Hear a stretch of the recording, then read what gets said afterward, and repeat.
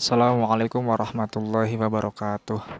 Kami dari perwakilan kelompok akan sedikit menjelaskan materi yang akan kita diskusikan. Di sini kita sudah menyediakan PowerPoint dan juga makalah yang telah disebar. Tujuannya supaya nanti untuk lebih mempermudah dalam mempelajari dan juga bisa lebih mudah untuk didiskusikan. Makalah yang akan kami bahas kali ini adalah mengenai administrasi sarana dan prasarana dalam pendidikan, yang dianggotai pertama oleh Nur Muhyiddin, Ibnu Abisina, dan Bu Nena Rosidah.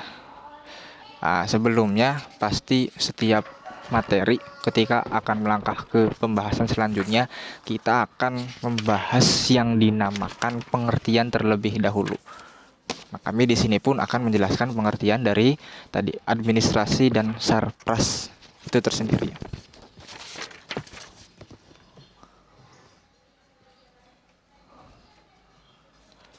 Di sini sudah dijelaskan di makalah juga, kemudian saya sudah copy ke PowerPoint-nya. Nah, administrasi sarana dan prasarana pendidikan merupakan seluruh proses yang direncanakan dan diusahakan secara sengaja.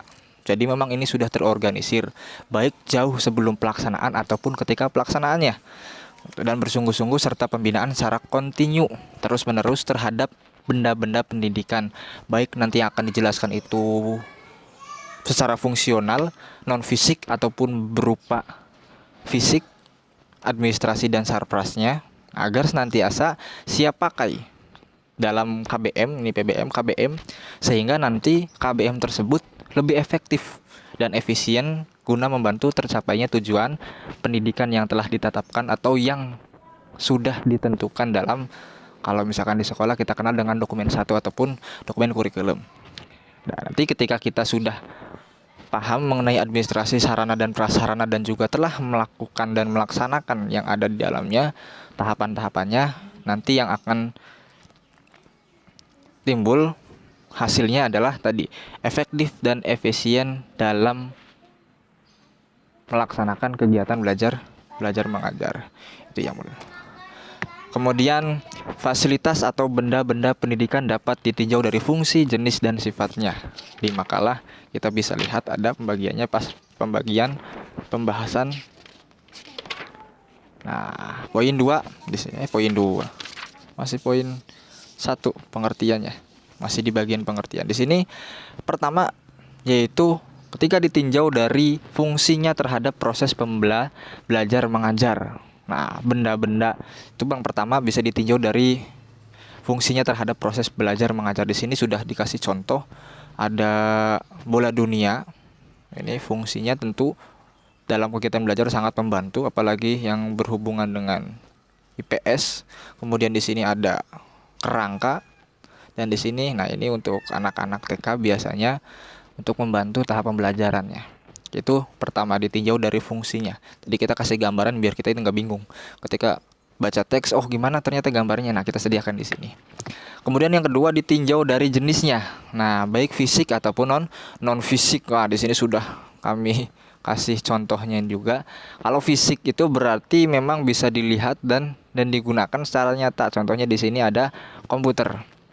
Jadi dari jenisnya fisik ataupun non fisik, segala sesuatu yang berwujud benda mati yang mempunyai peran untuk memudahkan dan melancarkan usaha. Jadi titik tekannya di benda mati dan juga tadi bentuknya. Seperti kalau yang ada di sini ada kendaraan misalkan, atau misalkan mesin scan dan sebagainya. Di sini kita masukkan contoh komputer dan juga printer. Di sini ada printer atau mesin fotokopi gitu.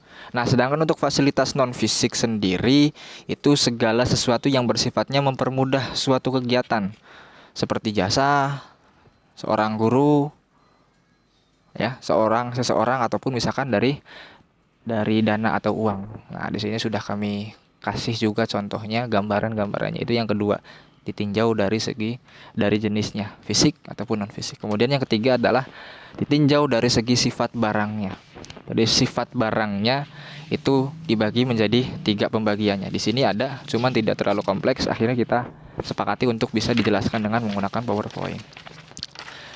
Yang bagian pertama adalah ditinjau dari segi sifat barangnya, yaitu barang habis pakai. Nah, barang habis pakai ini bisa berupa kapur, kemudian bisa berupa buku tulis, itu.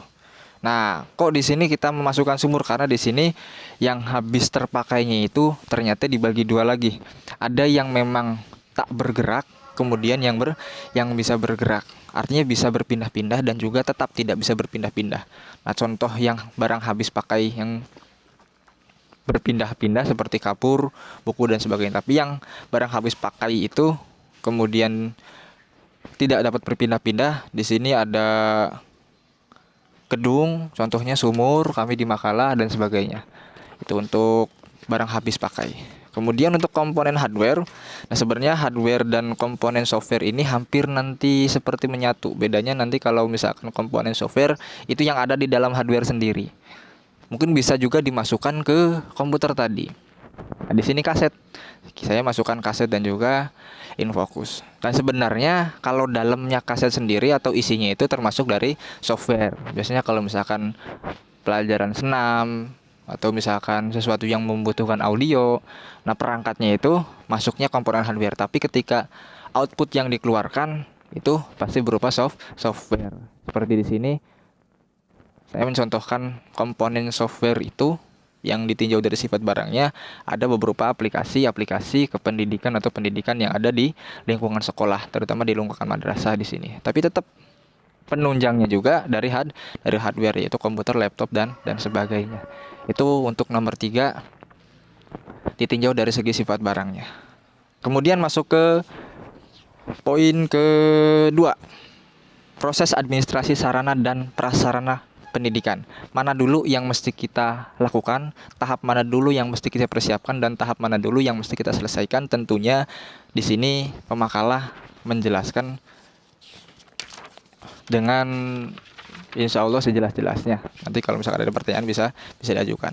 Pertama, yaitu yang harus dilakukan, tahap pertama itu adalah perencanaan pengadaan barang. Suatu perencanaan yang matang dan baik dilaksanakan demi menghindari kesalahan dan kegagalan yang tidak diinginkan. Jadi sebelum semuanya diberikan ataupun sebelum difungsikan, tentunya yang pertama harus kita siapkan adalah perencanaannya. Apa dulu yang mesti kita rencanakan. Jadi apakah butuhnya seberapa, kemudian butuhnya apa aja, terus kualitasnya yang seperti apa, itu harus direncanakan dari awal. Dan biasanya ada rapat khusus sebelum tahun ajaran baru kalau misalkan di pendidikan. Nah, di situ letak perencanaan pengadaan barang sarprasnya.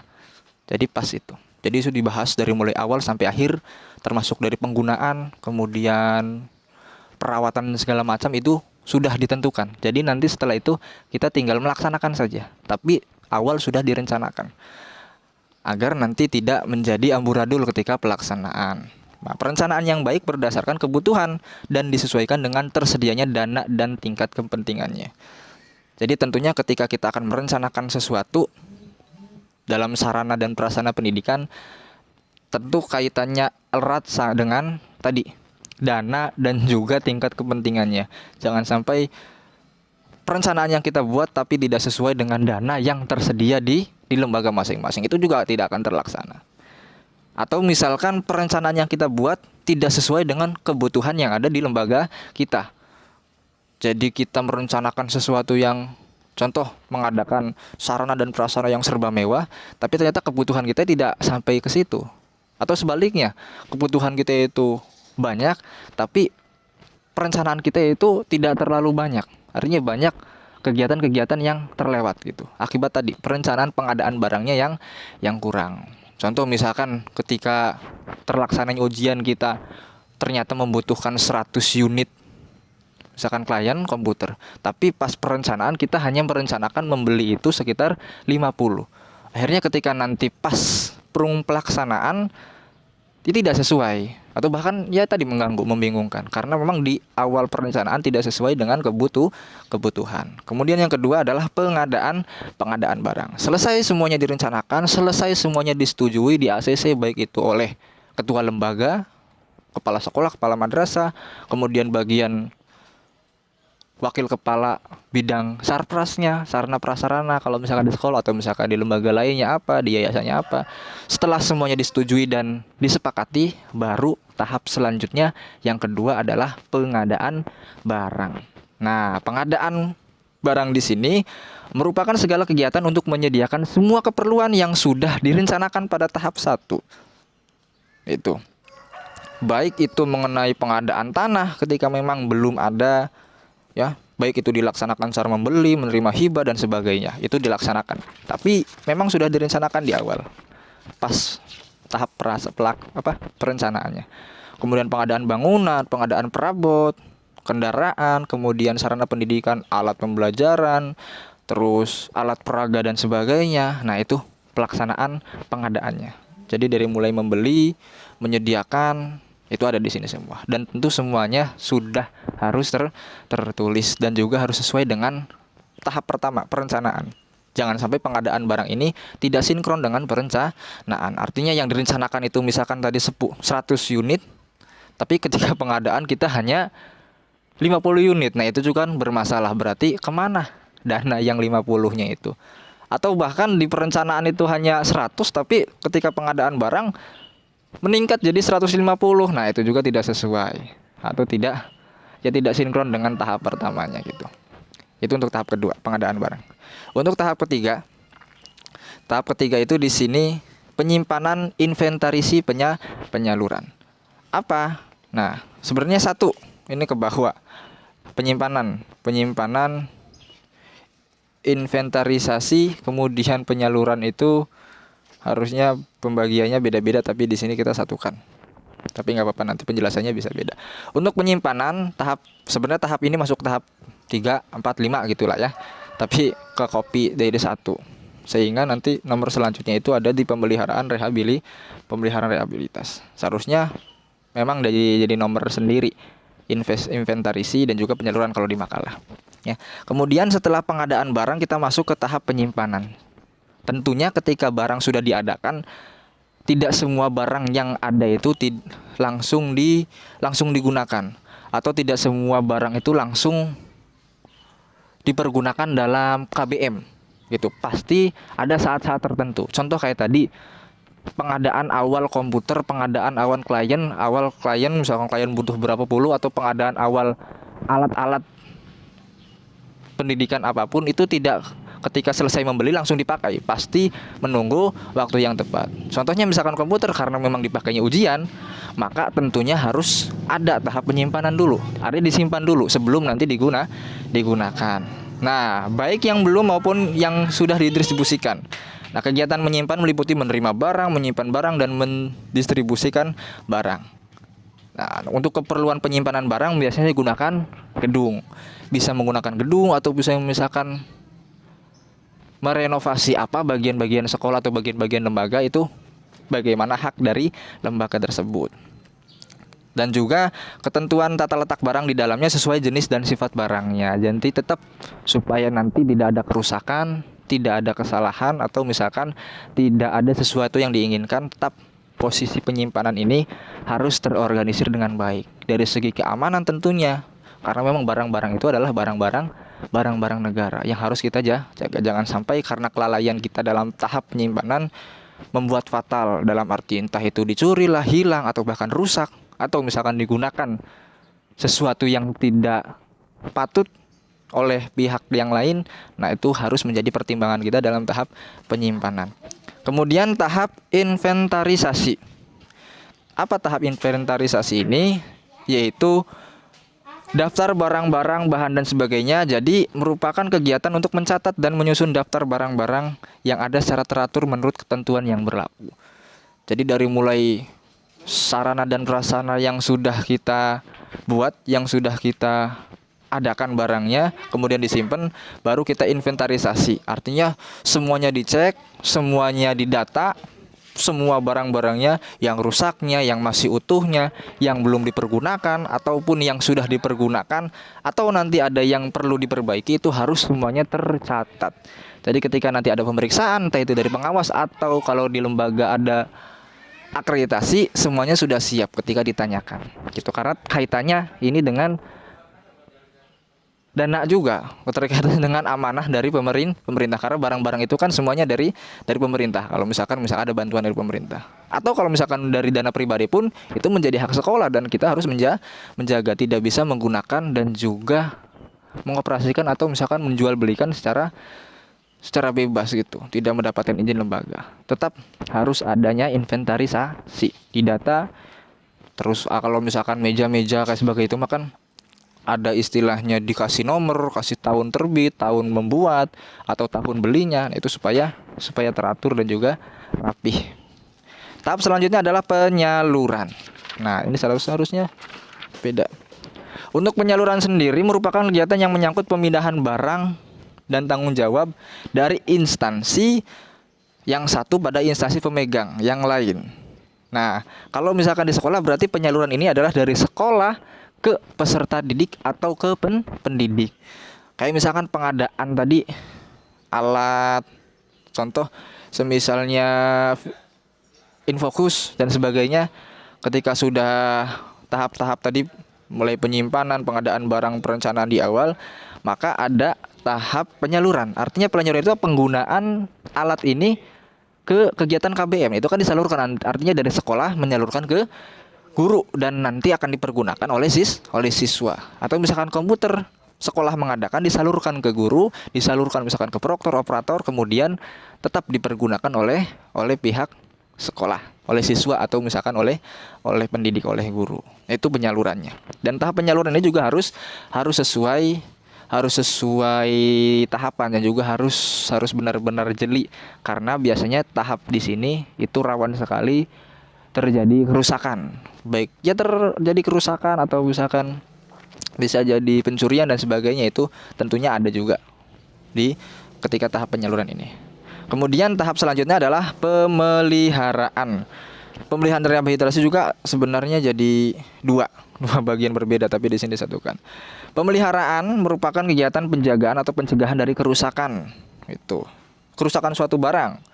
Jadi barang-barang yang perlu dirawat secara baik itu kontinu atau misalkan sesaat, agar menghindari kerusakan. Nah, dengan demikian harus rutin diusahakan agar barang tetap dalam keadaan baik. Contoh dipakainya itu misalkan setahun sekali untuk ujian. Tapi tetap walaupun misalkan dipakai setahun sekali, ada pemeliharaan baik itu dalam jangka waktu per bulan ataupun dalam jangka waktu per minggu, ataupun dalam sudah ditentukan oleh lembaga. Karena walaupun misalkan dipakainya satu kali setahun sekali, tetap yang namanya barang, sarana dan prasarana kan pasti rentan kerusakan. Maka setiap waktu harus kita pelihara. Dalam dana atau misalkan dari biaya pemeliharaan itu bisa nanti dari lembaga sendiri, apakah menggunakan dana dari itu untuk pemeliharaan. Kemudian tahap selanjutnya adalah tahap rehabilitasi. Gampangannya rehabilitasi ini adalah memperbaiki barang dari kerusakan gitu. Jadi ketika ada barang yang rusak, mungkin bisa jadi pada tahap selanjutnya terlewat. Tadi tahap pemeliharaan itu terlewat, akhirnya tadi ketika pelaksanaan ternyata rusak. Nah, maka ada tahap rehabilitasi atau perbaikan. Nah, jadi barang-barang yang ada meskipun sudah dilakukan pemeliharaan, nah kemudian ternyata ada gangguan tentunya, maka di tahap rehabilitasi ini diperbaiki.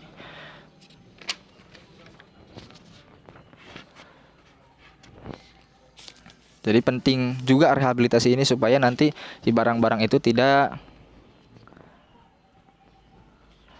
rusak dan bisa digunakan lagi gitu. Akan tetapi tentunya tahap rehabilitasi ini ketika memang tidak sesuai, artinya ternyata pas kalkulasikan biaya perbaikan, biaya rehabilitasi dengan biaya pembelian, biaya pengadaan di tahap kedua tadi lebih mahal biaya rehabilitasi, jadi masih mending langsung ke pengadaan lagi aja. Contoh ternyata misalkan biaya perbaikan itu memakan sekian juta, tapi ternyata kalau pengadaan barang lagi mah tidak sampai pada nominal rehabilitasi. Jadi servis misalkan 10 juta, tapi kalau misalkan pengadaan lagi itu hanya sampai 5-7. Maka sebaiknya tahap rehabilitasi ini jangan dilakukan. Lebih baik tinggal saja, kemudian kita ada pengadaan barang lagi. Karena memang dari segi alokasi dana itu lebih memungkinkan atau lebih efisien pengadaan barang. Karena tadi pengadaan barang misalkan cuma 5, 7, tapi ketika perbaikan harus memakan waktu 10. Dan itu pun belum tentu nanti panjang umurnya si surplus itu ke depannya, mungkin bisa rusak lagi atau tidak. Sedangkan kalau pengadaan barang lagi kan berarti posisinya barang itu baru lagi.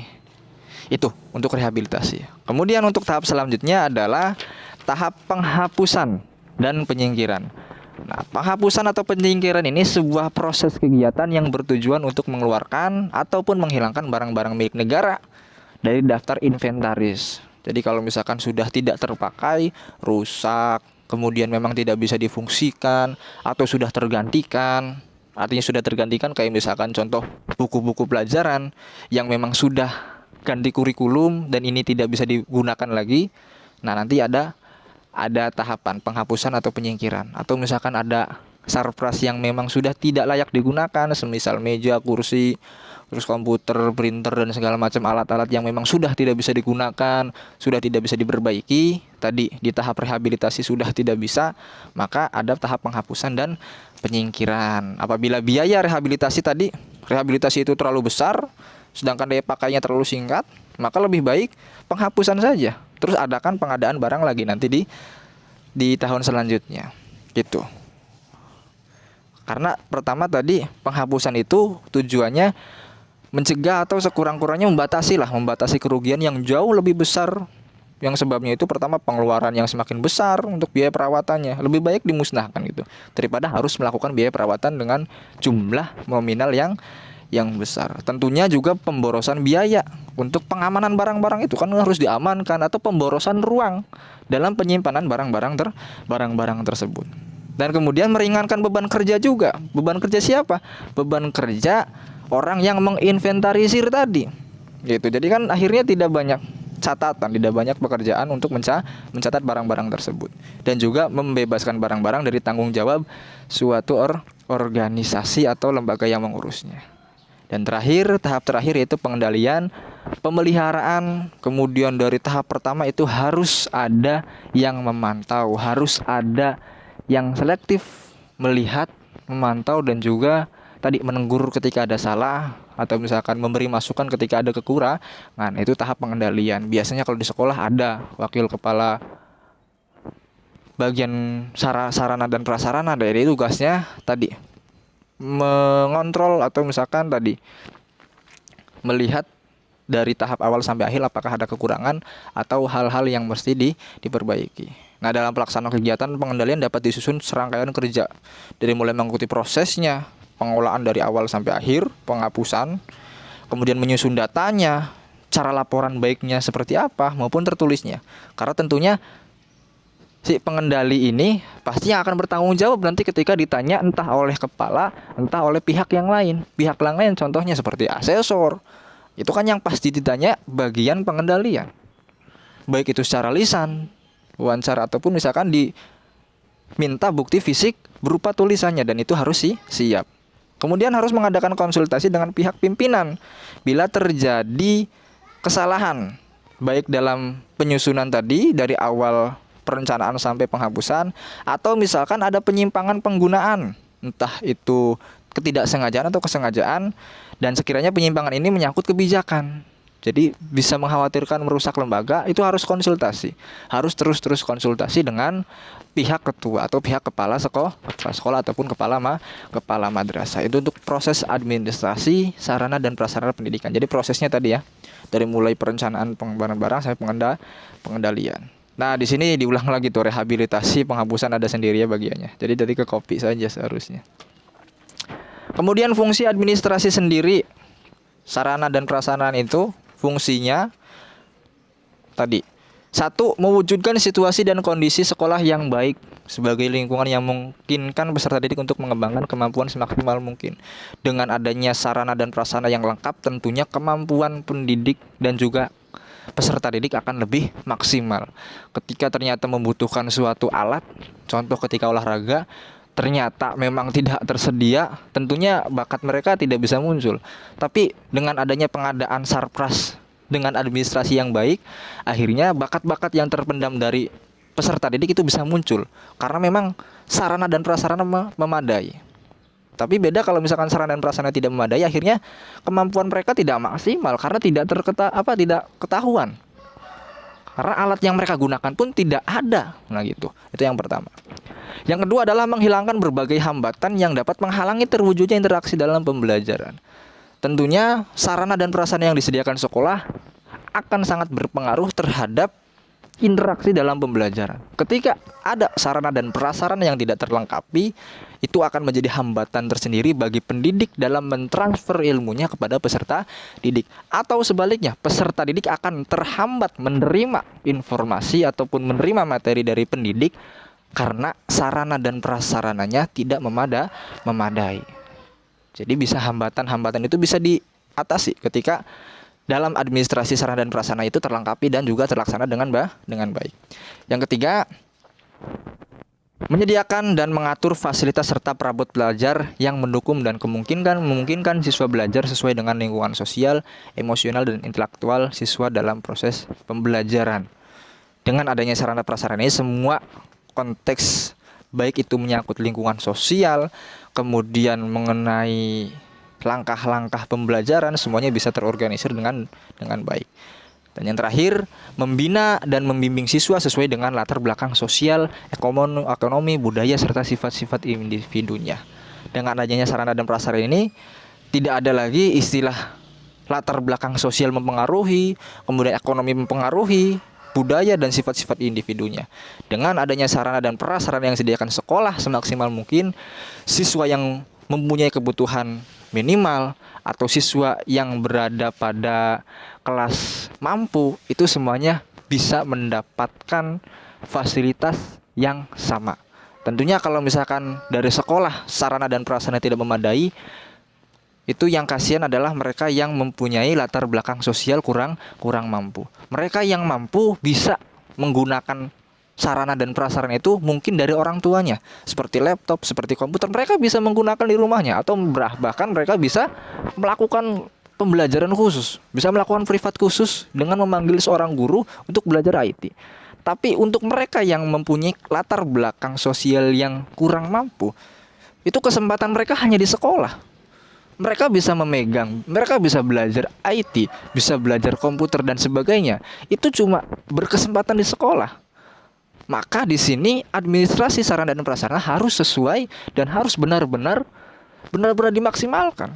Karena tadi latar belakang sosial itu sangat mempengaruhi. Ketika sekolah tidak mampu atau misalkan kurang dalam hal sarana prasarana, maka kesenjangan sosial pasti ada. Dan mereka-mereka yang tidak mampu tidak bisa mengembangkan bakatnya. Bahkan bisa dikatakan mereka yang punya bakat itu kebanyakan mereka yang mempunyai latar belakang kemampuan yang kurang. Maka dari itu sarana dan prasarana harus segera atau harus semaksimal mungkin disiapkan oleh sekolah. Itu. Kemudian peran guru dalam administrasi sarana dan prasarana pendidikan. Peran guru dalam administrasi sarana dan prasarana mulai dari perencanaan tadi, pemanfaatan, rehabilitasi dan sebagainya, itu merupakan tugas pendidikan. Guru juga mempunyai andil dalam administrasi sarana dan prasarana pendidikan. Karena memang tentunya seperti itu. Pasti yang namanya guru merangkap entah di sekolahnya jadi wakamat, sarpras dan sebagainya. Tentunya guru juga ngambil andil dari beberapa tahap proses tadi. Rehabilitasi juga guru ikut andil. Kemudian pengadaan barang guru juga ikut andil. Kemudian dalam hal pengamanan, penyimpanan dan juga distribusi, guru juga ikut andil. Gitu. Guru lebih banyak berhubungan dengan sarana pengajaran, yaitu alat pelajaran, walaupun misalkan hubungannya itu lebih ke alat-alat pengajaran. Misal alat-alat yang lainnya yang tidak ada hubungan dengan pelajaran atau misalkan KBM biasanya ada khusus, entah itu di tata usaha atau misalkan di operator. Itu ya, di sini dalam hal ini guru lebih banyak berhubungan dengan sarana pengajaran, yaitu alat pelajaran dan media pengajaran lainnya dibandingkan dengan keterlibatannya dengan prasarana pendidikan yang tidak langsung berhubungan dengan pendidikan tadi. Mungkin sekian dari kami penjabarannya. Mohon maaf apabila ada kesalahan. Mangga silakan, ada yang kurang paham bisa didiskusikan. Terima kasih. Wassalamualaikum warahmatullahi wabarakatuh.